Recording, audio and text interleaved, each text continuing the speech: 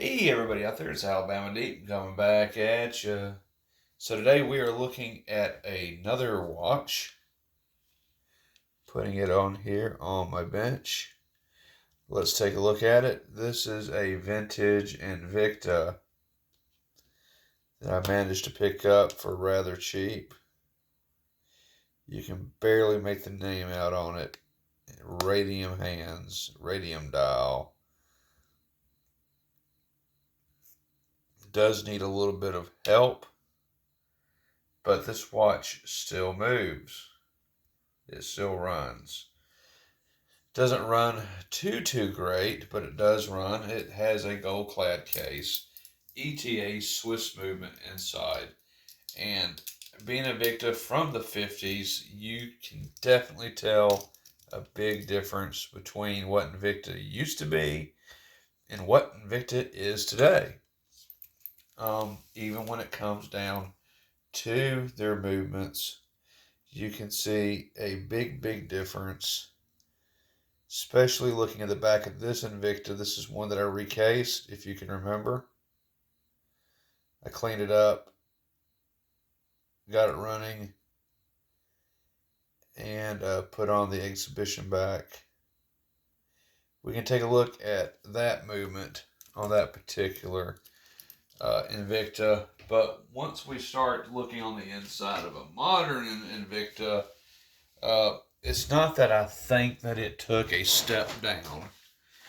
And I don't necessarily think I would call it that, stepping down out of place at all.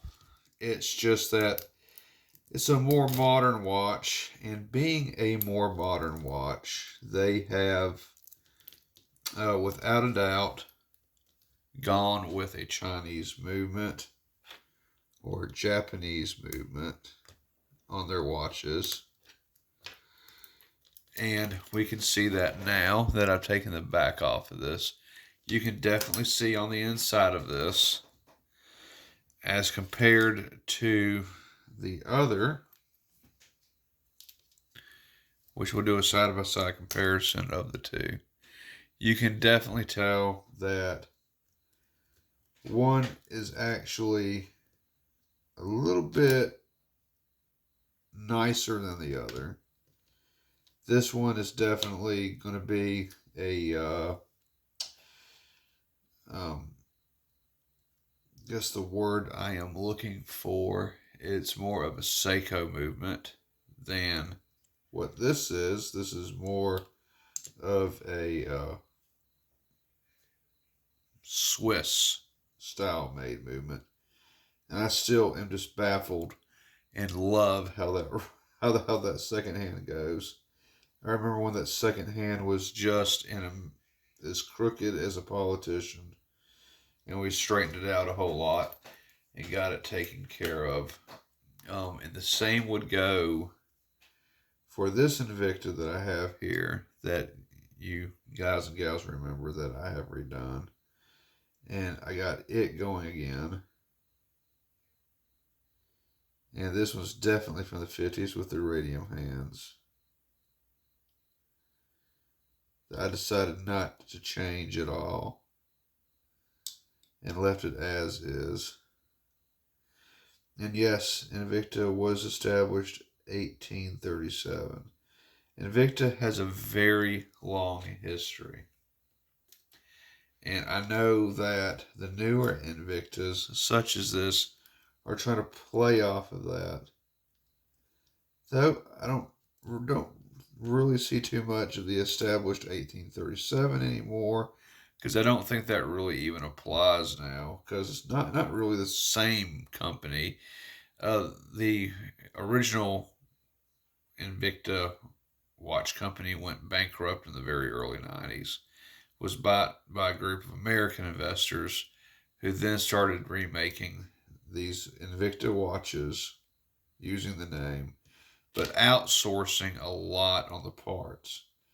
And really what they've done is that it's actually a marvel. Even the newer Invictas, like this with the automatic movement, is a marvel, because this is 24 jewel movement. Can you imagine that? 24 joule movement in a very nice water resistant case, mimicking that of Rolex, with even a dial like this, and a bracelet like this, and the screw down crown and screw down back, it being exhibition, as a matter of fact. All of that for something around $50. That's absolutely mind boggling and blowing that they could even do that. Invicta does scream cheap watch, but really it's undervalued, in my opinion. In Invicta, these type watches are really nice, and being able to afford one of these is, very good. It's about like uh, buying I guess it would be a Rolex off Wish in a way, but I don't want to knock Invicta down too far because I like Invicta. Invicta is one of those underdog stories where it has a rich history going back to the 80s, 1837. And then even in the year 2025, the company itself still exists, even though it's kind of a former shadow of itself, because Invicta did have to close a lot of their retail stores. Now it's mainly all done online, and that's to save cost, and it's probably a very bold move from the company, but something that's probably also necessary. These watches, especially the Pro Diver from Invicta, they do blow my mind in the respect that they're a nicely built watch. They're going to last a freaking long time because of that movement in it. And at the same time, it has a nice look to it. Of course, the look is borrowed from Rolex, but Rolex itself borrowed a lot for its designs too from other companies. So it's just not, shame on Invicta from borrowing a design from Rolex. Rolex borrowed from others as well. But there's such a big difference in the two. I mean, you can look at all of the Invicta watches side by side from the different eras, and this is probably my first gold Invicta, actually real gold Invicta, even though it's gold filled. It's one of my first gold ones, and it's a very nice Invicta for its age. It needs a little bit of work here and there, but okay, we can probably work on that. I would not mind cleaning that face up some. We may be tempted to do that a little bit later down the road. I would like to go ahead and take this Invicta that we have here, and I would not mind throwing it on the timograph to see how it runs. This Invicta, of course, does need work. It is rough. Like most Invictas that I get, they have been abused over time. And even some of the more modern ones, they are abused over time. And they're just not really appreciated nearly as much because they're seen as a cheap watch. And I don't necessarily think that that's deserved because they do make very quality automatic watches. Now, the same cannot be cannot be said about the ones with the battery quartz movement in it because I think they're garbage. I think any type of quartz movement watch like that is just garbage. Ronda movement is garbage. I just don't like it at all. I prefer a mechanical watch, and I prefer how it operates through the power reserve of a mainspring versus a battery. Vibrating a piece of quartz to give,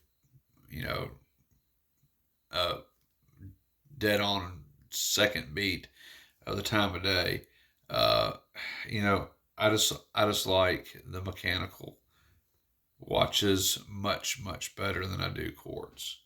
So I'm gonna go ahead and we're gonna throw this on the timograph number one, and I want to see what it's running. So let's go ahead and let's take it to the timograph and let's see what we have. Okay, so we're going to go ahead and throw the Invicta watch onto the timograph. We're going to see what it's doing.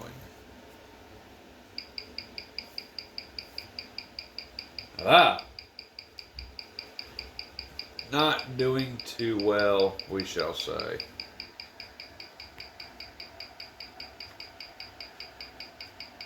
That's pretty bad.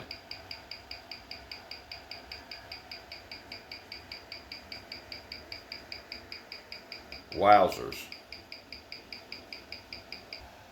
Well, it's not running the world's greatest, is it?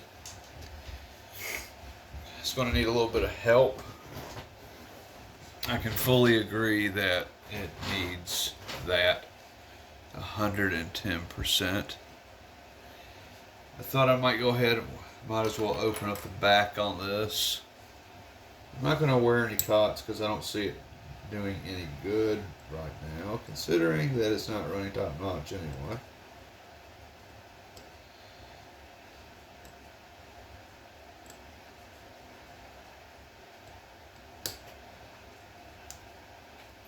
Alright.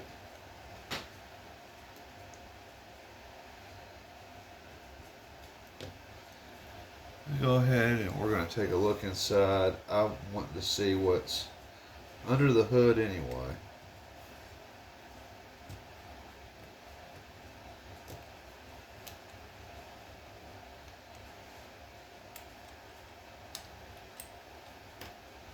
Now that looks very similar.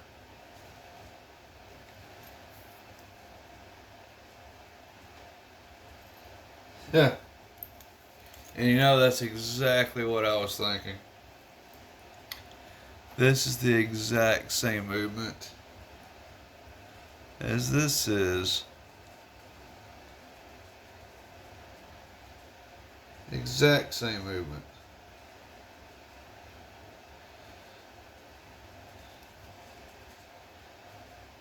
Definitely Invicta. Same movement as what's in the other watch.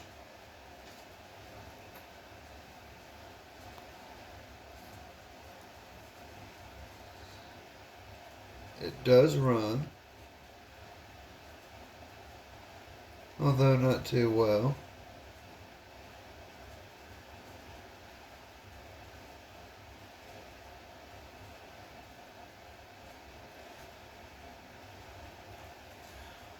I think it's just really pretty on the inside though.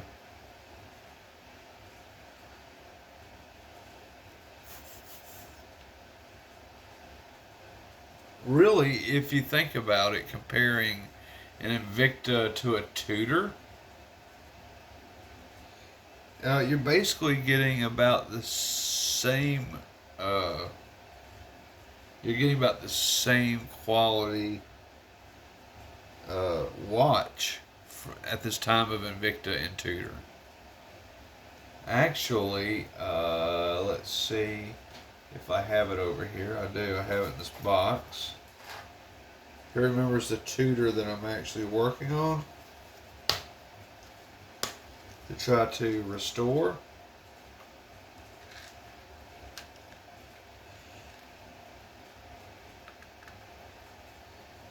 If you look, even though it's a little bit different,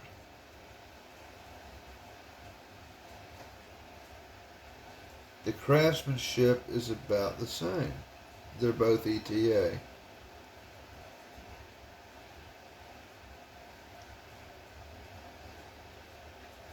So that's pretty darn cool within itself.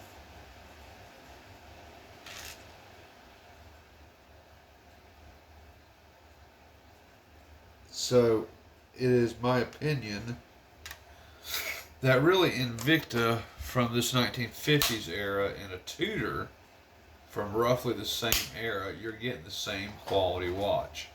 I will go ahead and say it. There it is.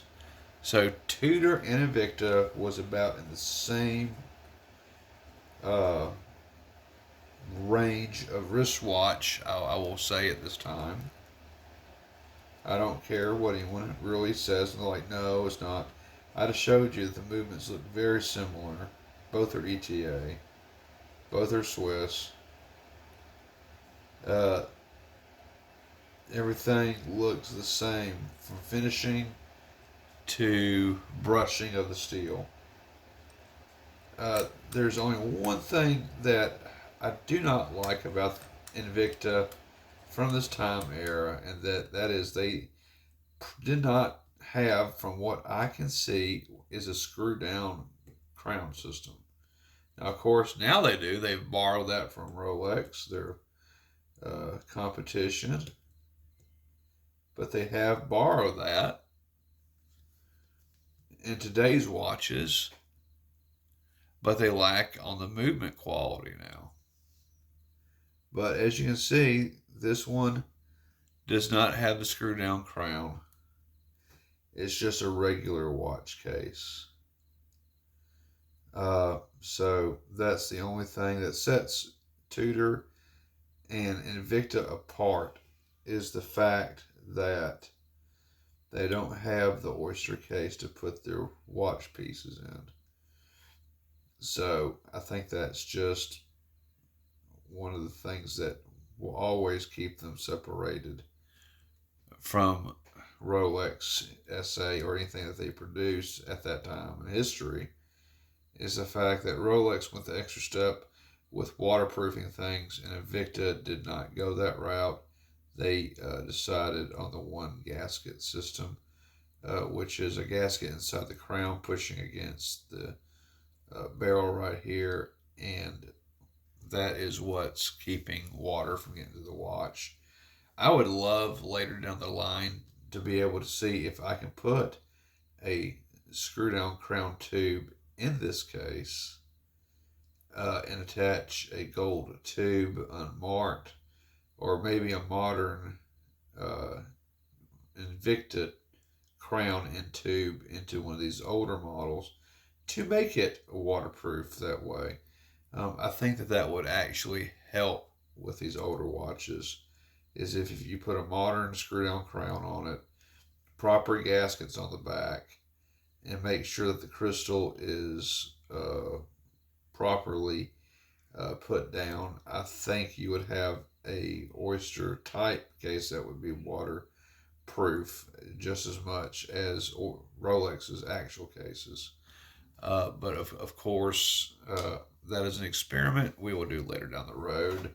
Or if I can find another Tudor, another Invicta dial movement and hands together out there by itself, we'll encase it inside of a aftermarket Rolex case itself, because I think that is the only missing step we have for this serving as a Tudor itself, is that, because they did very well in the polishing of their parts.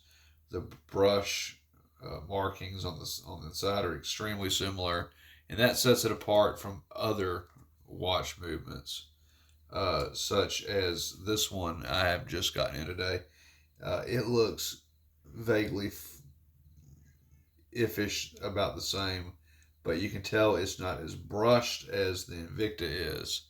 That was extremely polished on its parts, and like I said, this is not. And this is one I have just gotten in the mail. I was going to do something with it. It is a Sussex, and I was going to go ahead and restore this back to working condition as soon as I had time to do so. This one needs a lot of work. And as a matter of fact, I don't think it's even going to.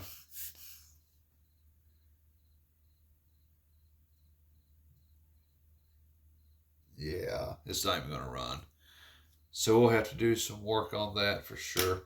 I think that Invicta, though for its time, is a very nice watch. I really enjoy it, most definitely.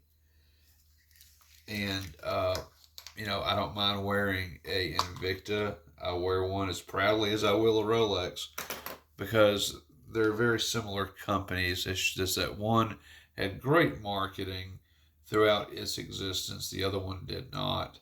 And now today is it a former shadow of itself, producing these type watches, which I think these watches that they're making, but only ones like the Pro Diver here, are actually better than this watch as far as performance and durability goes.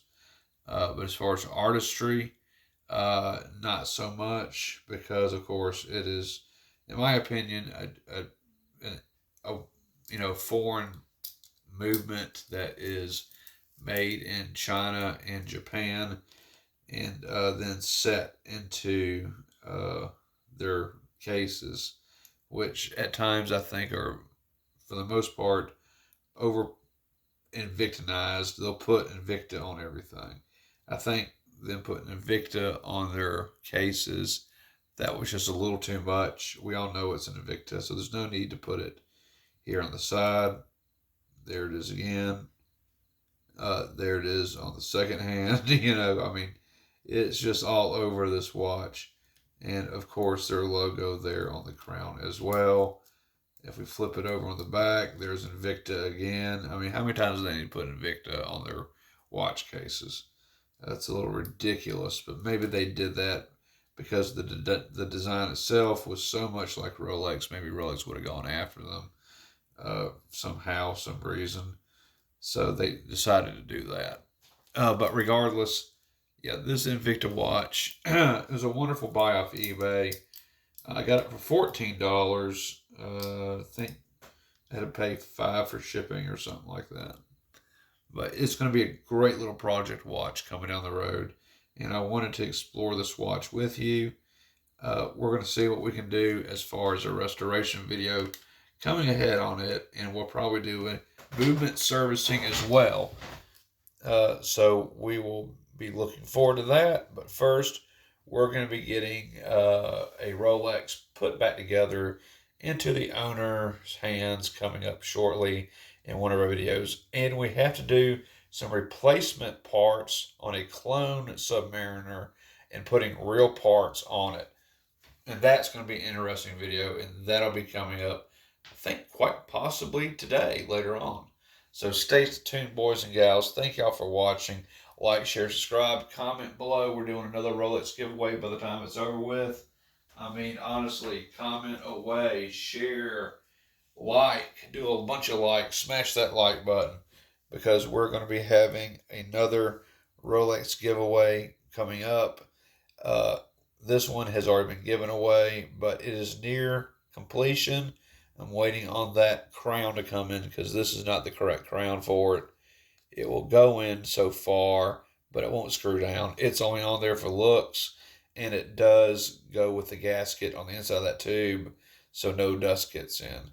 So this one is going to Mustafa, of course. I've done a video on that. It just needs its Rolex crown, and it is good to go.